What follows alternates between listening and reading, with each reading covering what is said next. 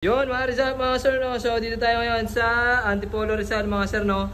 So nag-install tayo ng full package natin dito sa Honda Click version 2 mga bossing yan, okay? Tapos titanium shift to, ay ano pala to, blue to red mga sir, no? So pabalik nga ako gan.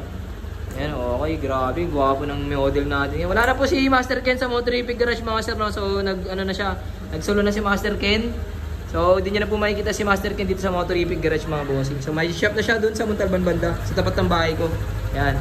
Tapos, yun, okay. Pakita ko na sa inyo yung underglow lights. Okay. Kasi ininstalan din natin ang tie switch version 3. Pa-tie switch nga boy. Yan, okay. Tapos lahat dyan mga sir, may back to stock. No? Salumi pa tayo. Patay nga pre. Patay mo yung, yung underglow. Yan, okay. Patay. Yan, is. Papindot-pindot. Papreno. Preno. Preno lang patay. Yan, okay. Ayan. Off na. Okay. Tapos, sa tie switch, ito yung passing light. Yan, okay. So DKR 30 watts mga bossing, no, sa package natin yan. Tapos low beam, high beam na stock na headlight yan. Tapos pag nagpisa na full package, may hazard na rin mga bossing, no, yun, okay, grabe. Tapos left to right, yan, left, right, tapos ito busina. Yung busina niya, nag-activate yung rapid kapag diniinan. Yun, okay. So walang stock horn si bossing, bibili pa lang. Pero meron na nakalagay dyan na wire sa baba, ikakabit na lang yan, okay. Tapos dito naman sa kabila, dual horn setup, switch ng dual horn, ito yan, pag naka-off, stock lang lang. Okay, yun, meron trigger, okay, meron. Pag nakaganyan, PIA, rapid. Okay, so ito naman yung mini driving light, low beam, high beam, no, ayan, okay.